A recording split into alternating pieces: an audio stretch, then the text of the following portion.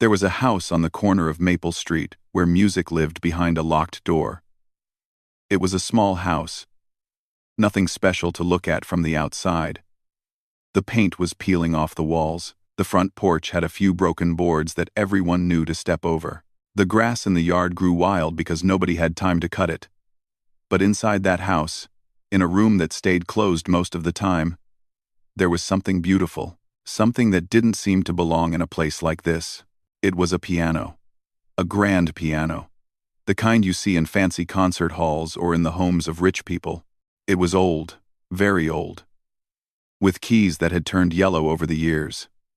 Dust covered its surface like a thin blanket. Nobody played it anymore. Nobody had played it for a long, long time. It just sat there in the darkness of that small room, waiting. The piano had belonged to his grandmother. She had passed away before he was even born, so he never got to meet her. But he heard stories. His mother would sometimes talk about how his grandmother used to play that piano every single evening, how the neighbors would sit on their porches just to listen, how her fingers would move across those keys like water flowing in a stream, smooth and easy and full of life. Those were the good days, his mother would say. Back when things were different, back when there was still hope. But those days were gone now. The boy was only 7 years old when he first became curious about the piano. He didn't know much about music. There was no music in his life. Not really. The radio sometimes played songs, but that was it. His family couldn't afford things like music lessons or instruments. They could barely afford to keep food on the table. His mother worked 2 jobs just to pay the rent. She would leave early in the morning before the sun came up, and come home late at night when he was already supposed to be asleep. He would hear her footsteps coming up the porch, slow and heavy, like she was carrying the weight of the whole world on her shoulders. She always looked tired. There were dark circles under her eyes that never seemed to go away. His father wasn't around. He had left when the boy was just a baby, and nobody talked about him. It was like he had never existed at all. Just a ghost, a shadow, a question mark that hung in the air but was never answered. So it was just the 2 of them. A tired mother and a curious little boy in a house that was falling apart. One evening, when his mother was still at work, the boy walked past the door to the piano room. He stopped. He always stopped at that door.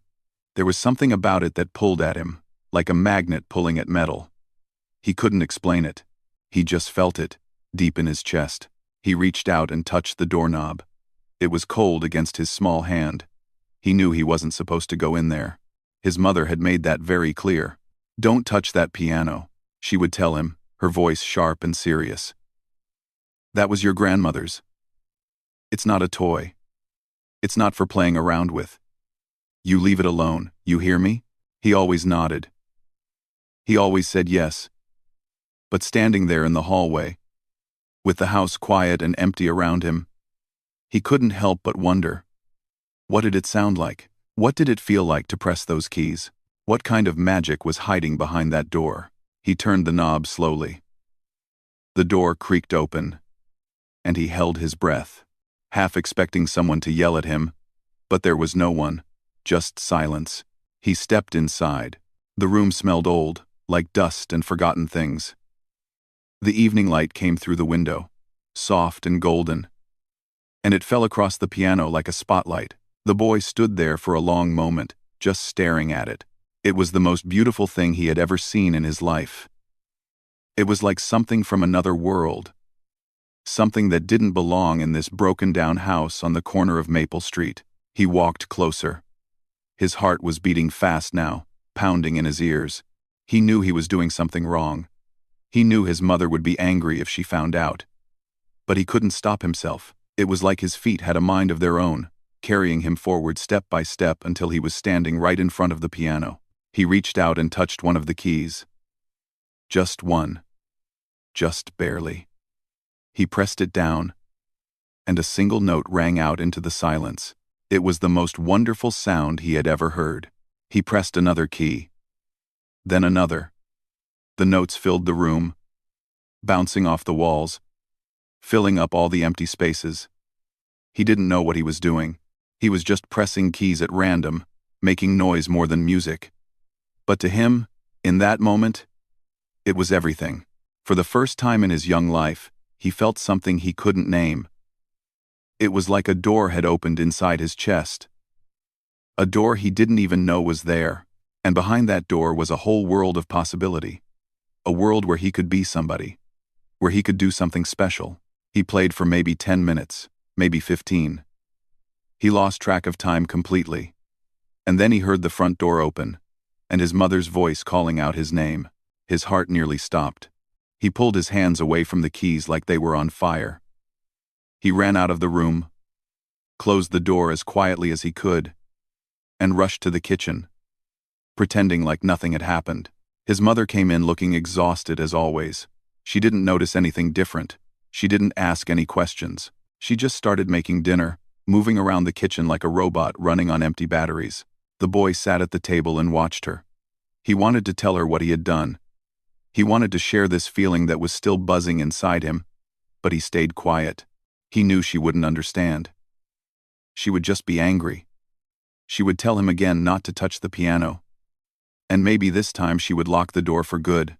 So he kept his secret. He held it close to his heart like a treasure. That night, he lay in his bed and stared at the ceiling. He could still hear those notes in his head, playing over and over again, like a song stuck on repeat. He made a decision right then and there. He was going to learn how to play that piano. He didn't know how. He didn't know when. But he was going to do it. They had told him not to touch it. But some things in life are too powerful to ignore. Some feelings are too strong to push away. And for a 7-year-old boy with nothing but dreams, that piano wasn't just an instrument, it was hope. And hope, once it takes root in your heart, is almost impossible to kill. 5 years went by. The boy was 12 now, taller, quieter, and carrying a secret that burned inside him like a small flame that refused to go out. Life hadn't gotten any easier. If anything, it had gotten harder. The bills kept piling up. The roof started leaking when it rained. His mother picked up even more hours at work, leaving earlier, coming home later. Some nights, she was so tired she fell asleep at the kitchen table, with her head in her hands, still wearing her work uniform. The boy learned to take care of himself. He made his own breakfast. He walked himself to school. He did his homework alone at the kitchen table, while the house sat silent around him. He grew up fast, the way kids do when life doesn't give them a choice. But through all of it, he never forgot about that piano. It was still there, sitting in that small room with the door that was always closed. His mother never went in there. She said it made her too sad, reminded her too much of what they had lost. So the room stayed shut, gathering dust, holding on to memories that nobody wanted to visit. But the boy visited, in his mind, at least. He thought about that piano every single day. He thought about the sound of that one note he had pressed 5 years ago, how it had rung out into the silence like a voice calling his name. He never forgot that feeling of possibility, that feeling of hope. And then, when he was 12 years old, he discovered something that changed everything. His mother had started working double shifts on Saturdays. She would leave at 6 in the morning and not come back until late in the afternoon. That meant the boy had the whole house to himself. For hours and hours. No one watching, no one listening, no one to tell him what he could or couldn't do. The first Saturday, he just sat in the living room and watched television. He was too scared to do anything else. But the whole time, his eyes kept drifting toward that closed door. His mind kept wandering to the piano behind it. His fingers kept twitching, like they remembered something his brain was trying to forget. The second Saturday, he walked over to the door. He stood there for a long time, just staring at it. His hand reached out toward the doorknob, then pulled back. He did this 3 or 4 times before he finally gave up and went back to the couch. The third Saturday, he opened the door. The room looked exactly the same as it had 5 years ago. The same dust. The same golden light coming through the window. The same beautiful piano sitting there like it had been waiting for him all along. He walked over to it slowly, his heart pounding in his chest. He sat down on the bench. It creaked under his weight, but it held. He lifted his hands and placed them on the keys, feeling the smooth coolness of the ivory against his fingertips. And then he started to play. At first, it was terrible. Just like before, he was pressing keys at random, making sounds that clashed and fought against each other. There was no melody, no rhythm, no music, just noise. But this time, he didn't give up. This time, he had a plan. He had been thinking about this for years, ever since that first day when he was 7. He knew he couldn't afford lessons. He knew his mother would never agree to let him play, so he had to figure out another way. He had to teach himself. The first thing he did was start listening. Really listening. He would turn on the old radio in the kitchen and pay attention to every note, every chord, every pattern. He would close his eyes and try to picture the piano in his mind, try to imagine which keys would make which sounds. He did this for hours, training his ears to hear things he had never noticed before. Then he started experimenting. Every Saturday, when his mother was at work, he would sneak into the piano room and try to recreate what he had heard on the radio. It was slow going, painfully slow. He would spend an entire afternoon trying to figure out just a few notes of a simple song. His fingers were clumsy and awkward. They didn't want to do what his brain was telling them to do, but he kept at it. Week after week, month after month, he made mistakes, hundreds of them, thousands of them. Sometimes he got so frustrated he wanted to slam the lid down and never touch the piano again, but he always came back. He always tried one more time. Slowly, very slowly, things started to change. His fingers began to remember where to go. His ears got better at picking out individual notes from the jumble of sounds on the radio. He started to understand patterns, to recognize chords, to feel the rhythm of a song in his bones. One day, about 6 months after he started, he managed to play an entire melody from start to finish. It was a simple song, something he had heard on the radio 100 times. But when he played that last note and realized what he had done, he felt tears welling up in his eyes. He had done it. He had actually done it. That was just the beginning. He discovered that the local library had books about music. Books that explained how to read sheet music, how to understand musical notation, how to play different scales and chords. He started checking out these books and bringing them home, hiding them under his bed so his mother wouldn't find them. At night, after she had gone to sleep, he would pull them out and study them by flashlight, memorizing the symbols and patterns, teaching himself a whole new language. Then on Saturdays, he would put what he had learned into practice. The books became his teachers. The radio became his guide. And the piano became his best friend. By the time he was 14, he could play dozens of songs from memory.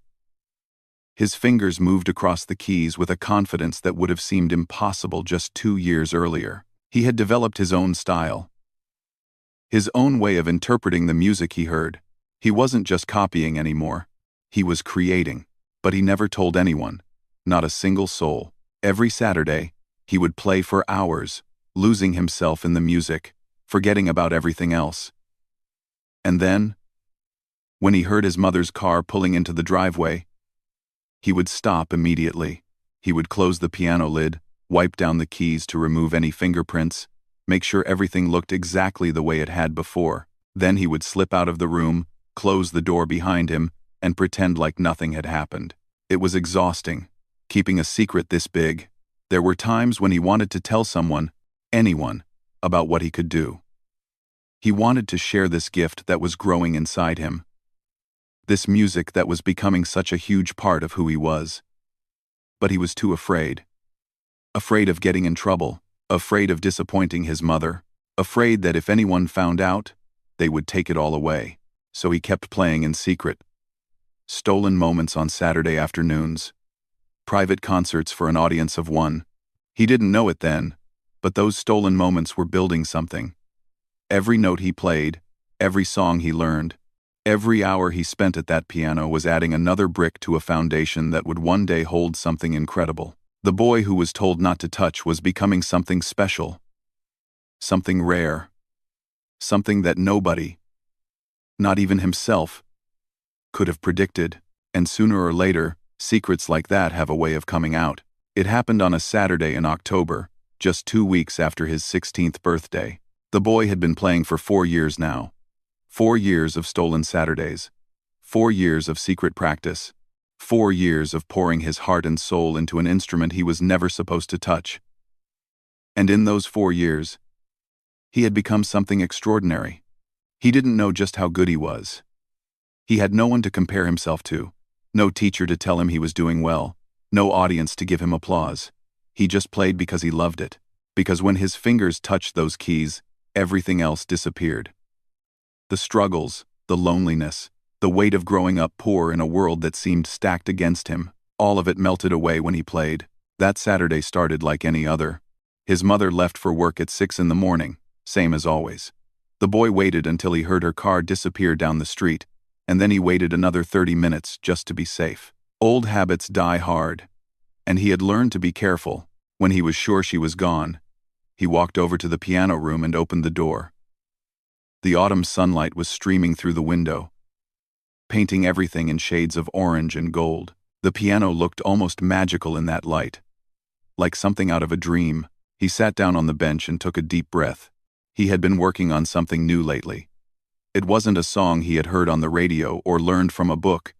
It was something that came from inside him, his own composition, his own creation, notes and melodies that had been floating around in his head for months, finally coming together into something real. He placed his hands on the keys and began to play. The music started soft and slow, like the first light of dawn creeping over the horizon. It was gentle, almost hesitant, like someone taking their first steps into an unfamiliar world. Then it began to build. The notes grew stronger, more confident. They started to dance and weave together, creating patterns that were complex, but somehow still felt simple and true. The boy closed his eyes and let the music take over. This was the part he loved most. The part where he stopped thinking and just felt, where his fingers seemed to know exactly where to go without him having to tell them, where the piano became an extension of his own body, his own heart, his own soul. He played and played, lost in a world of sound and emotion. He didn't hear the car pulling into the driveway. He didn't hear the front door opening. He didn't hear the footsteps coming down the hallway. His mother had come home early. One of her jobs had let her go that morning. Budget cuts, they said. Nothing personal. Just business. She had driven home in a daze, her mind spinning with worry about how they were going to make ends meet now. She was exhausted and scared, and on the verge of tears. And then she heard the music. At first, she thought she was imagining it. The sound was so beautiful, so unexpected, that it didn't seem real. It was coming from inside the house, from a room that had been silent for almost 20 years, from her mother's piano. She walked toward the sound like someone walking in a dream. Each step brought her closer, and each step made the music clearer. It wasn't a recording.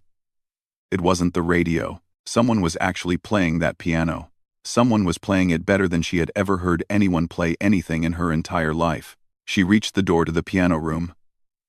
It was slightly open, just a crack, just enough for her to see inside. And there was her son, her boy, her child, sitting at her mother's piano with his eyes closed and his fingers flying across the keys like they were born to be there. The music pouring out of him was unlike anything she had ever heard. It was sad and hopeful at the same time. It was struggle and triumph wrapped together. It was every hard day they had ever lived through, transformed into something beautiful. She stood there frozen, unable to move, unable to speak, unable to do anything but listen. She wanted to be angry. She had told him 1,000 times not to touch that piano. She had made it clear, crystal clear, that it was off limits. He had disobeyed her. He had lied to her. For how long? How many times had he been in this room without her knowing, but the anger wouldn't come? It tried to rise up in her chest, but the music kept pushing it back down. Every note seemed to speak directly to her heart, saying things that words could never say. And as she listened, something inside her began to break. Tears started rolling down her cheeks, silent tears. The kind that come when your heart is too full to hold everything inside anymore. She thought about her mother.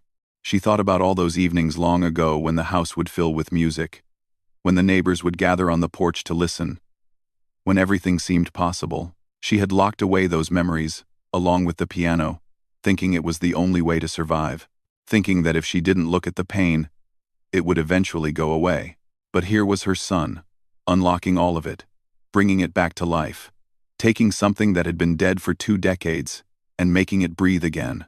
The music reached its peak, a crescendo of emotion that seemed to shake the very walls of the house. And then it began to fade, slowly, gently, like the sun setting at the end of a long day. The final note hung in the air for a moment, pure and clear, before finally disappearing into silence. The boy opened his eyes, and he saw his mother standing in the doorway. His heart stopped, his breath caught in his throat. He felt like a criminal who had been caught in the middle of a crime. Every excuse he had ever prepared, every explanation he had rehearsed in his head, vanished in an instant. He just sat there, frozen, waiting for the storm to come. But his mother didn't yell. She didn't scream. She didn't lecture him about disobedience or disrespect. Instead, she walked slowly into the room. Her face was wet with tears, but she was smiling. A real smile. The kind he hadn't seen on her face in years. Maybe ever. She crossed the room and sat down on the bench next to him. For a long moment, neither of them said anything. They just sat there together, side by side, in front of the piano that had been forbidden for so long. Finally, his mother spoke. Her voice was soft, barely above a whisper. How long? The boy swallowed hard. 4 years. She nodded slowly, like this answer didn't surprise her.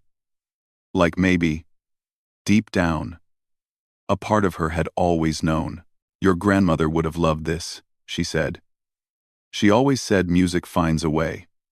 No matter how hard you try to lock it up, it finds a way out. The boy didn't know what to say. He had imagined this moment 1,000 times, and it had never gone like this. He had expected anger, punishment, disappointment. Not this. Not tears and smiles and words that sounded almost like pride. His mother reached over and put her hand on top of his. Her hand was rough and worn from years of hard work, but her touch was gentle. Play it again, she whispered. Please, play it again for me. And so he did. He played for his mother that afternoon. Really played for her. For the first time in his life. And as the music filled the room once more, both of them knew that something had changed.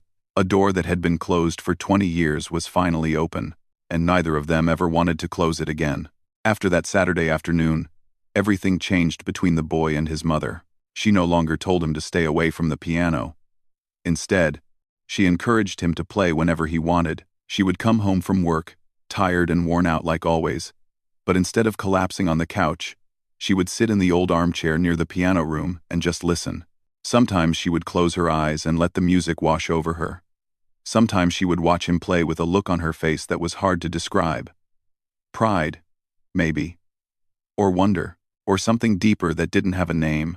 For the first time in a very long time, there was music in that house again. And with the music came something else. Something that had been missing for years. Hope. The boy was 17 now. He was in his final year of high school, trying to figure out what came next. College seemed like a distant dream. They didn't have money for that. Most kids in his neighborhood didn't go to college. They got jobs, if they were lucky. They tried to survive, just like their parents had tried to survive. But his mother had other ideas. One Sunday morning, she sat him down at the kitchen table.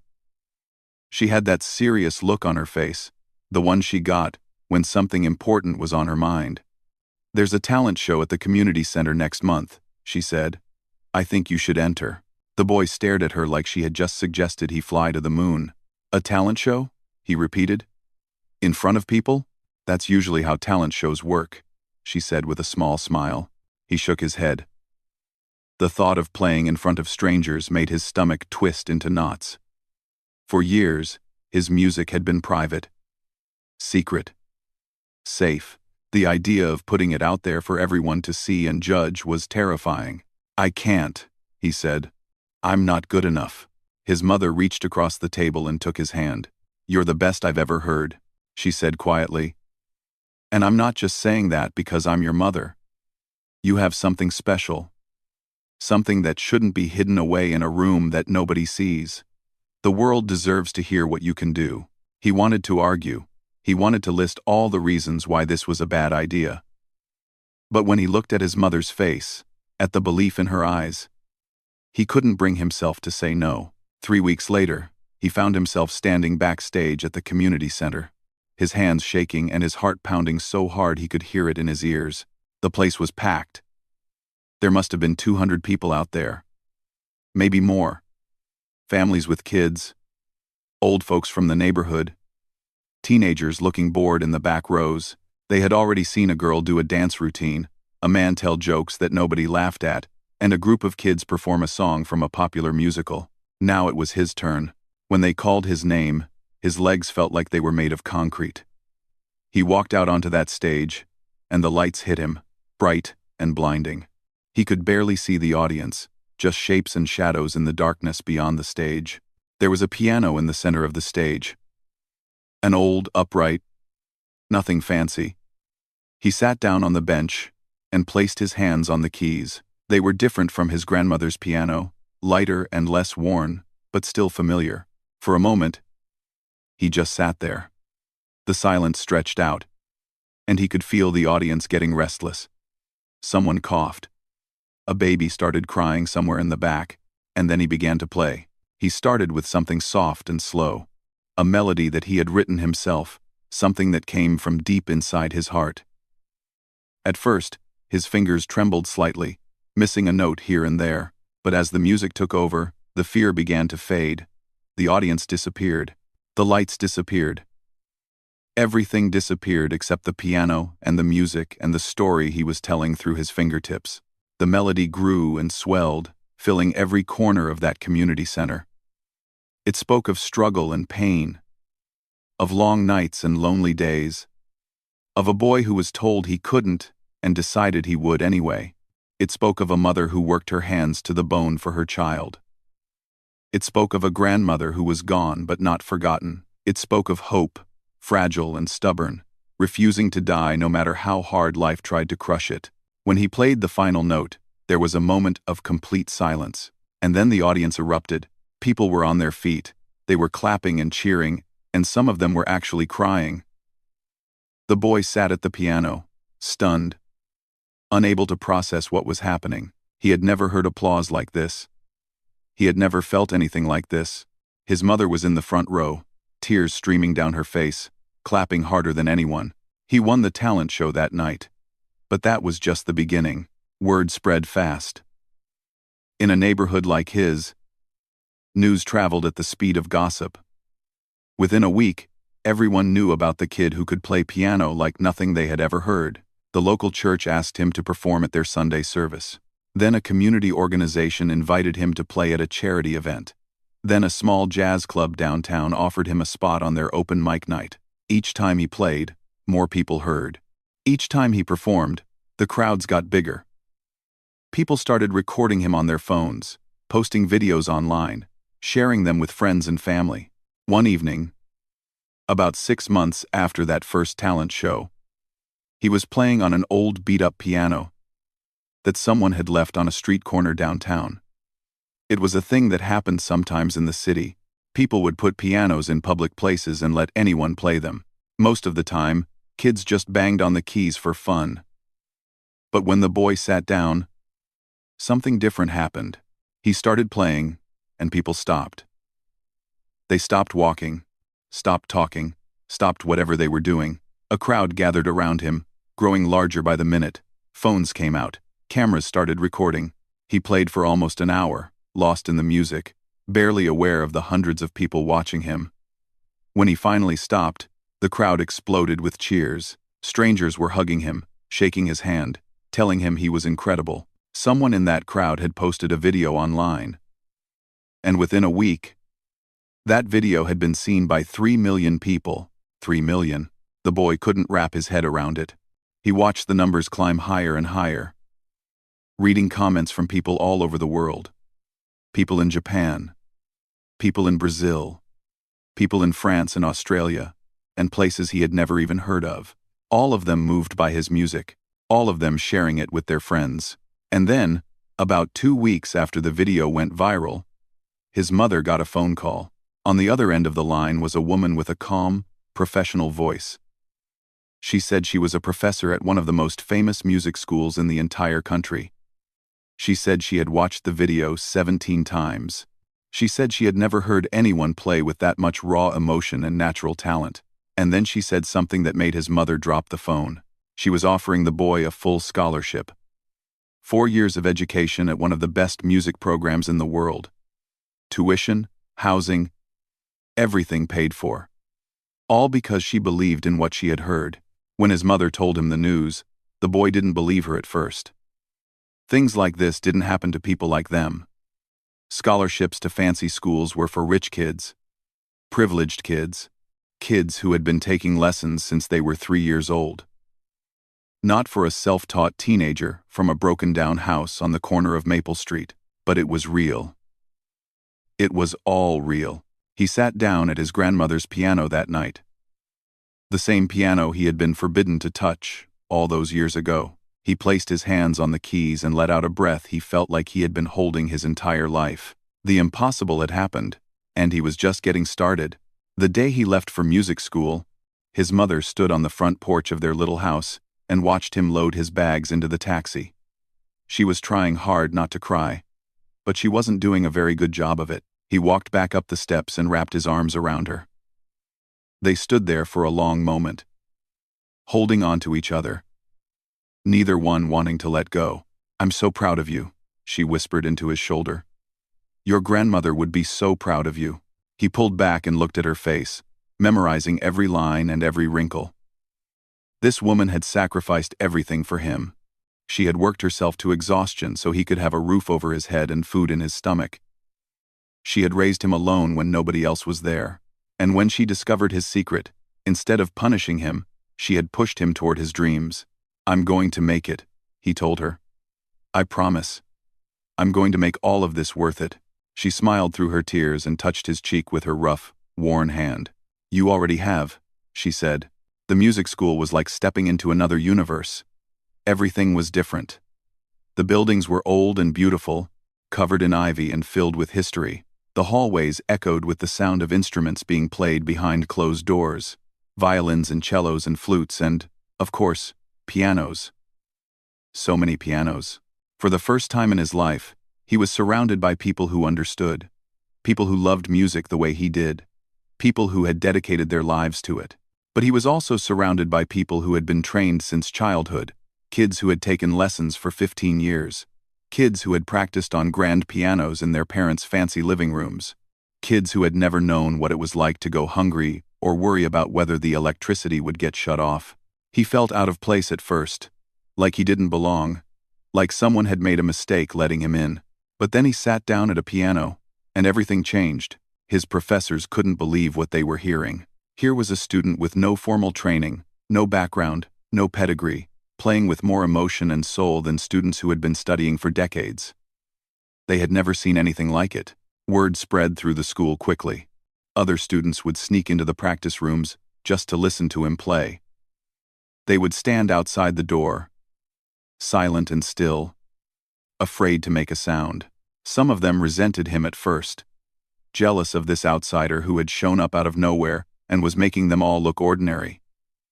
But most of them simply respected him, because talent like his was impossible to deny.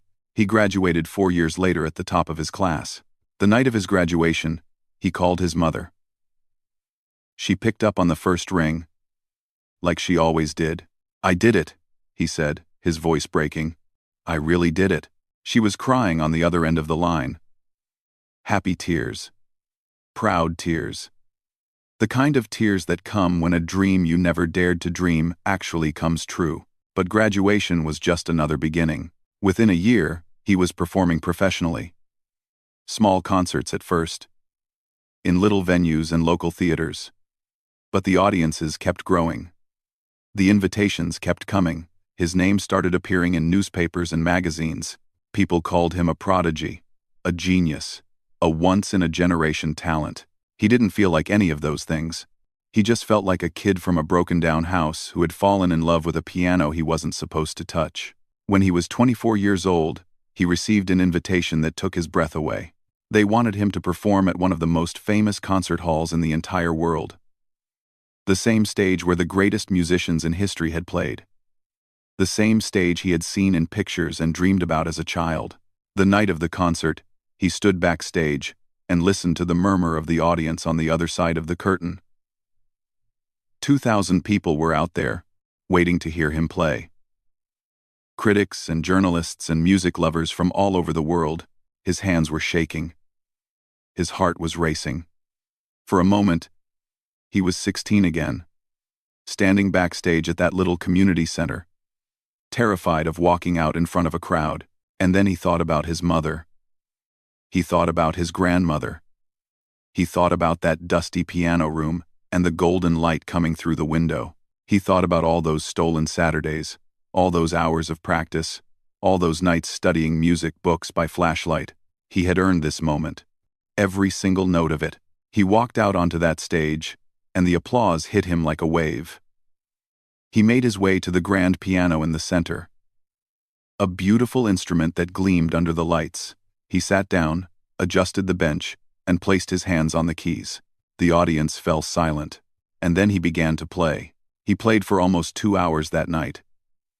He played pieces by the great composers, the ones he had studied and practiced and made his own. And he played his own compositions, the melodies that had been born in that little piano room on Maple Street. The music filled every corner of that massive hall, reaching up to the highest balconies, touching every single person who was there to hear it. When he finished, the audience rose to their feet. The applause went on, wave after wave of sound that seemed like it would never end. People were crying. Critics were shaking their heads in disbelief. It was the kind of performance that people would talk about for years to come. But for him, the greatest moment came after the concert. He walked off stage, still trembling with emotion. And there was his mother. She had flown in for the performance, her first time ever on an airplane. She was standing there in her nicest dress, the one she only wore on special occasions. With tears streaming down her face, he ran to her and hugged her tighter than he had ever hugged anyone in his life. "We did it," he whispered. "We did it, Mom." She just held him and cried. In the years that followed, he performed all over the world. He played for presidents and kings. He won awards and broke records. His albums sold millions of copies. His name became synonymous with excellence, with passion, with the transformative power of music. But he never forgot where he came from. When he was 30 years old, he did something that meant more to him than all the awards and achievements combined. He went back to his old neighborhood, to the streets where he had grown up, and he opened a music school, a free music school, for kids who couldn't afford lessons, for kids who had been told that music wasn't for people like them, for kids who had dreams but no way to reach them. The school was built in an old community center that had been abandoned for years. He fixed it up himself, with help from volunteers and donations from people who believed in his mission. He filled it with instruments and teachers and hope, and in the lobby of that school, in a place of honor where everyone could see it, he put his grandmother's piano, the same piano he had been forbidden to touch, the same piano that had changed his life. It was restored now, polished and tuned, its keys no longer yellow with age.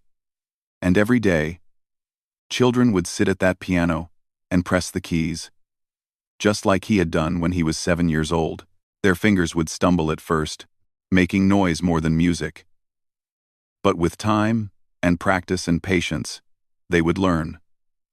Just like he had learned. Journalists would come to interview him sometimes. They always asked the same question: "What advice do you have for young people who want to follow their dreams?" And he always gave the same answer. "They told me not to touch it," he would say with a smile. "But some things in life are too important to leave alone. Some doors are meant to be opened. And if you have a gift inside you, don't let anyone tell you to keep it hidden. The world needs what you have to offer." The boy who was told no became the man who said yes to an entire generation. And his fingers, the same fingers that had once pressed a single forbidden key in a dusty room filled with golden light, continued to make pure magic every single day.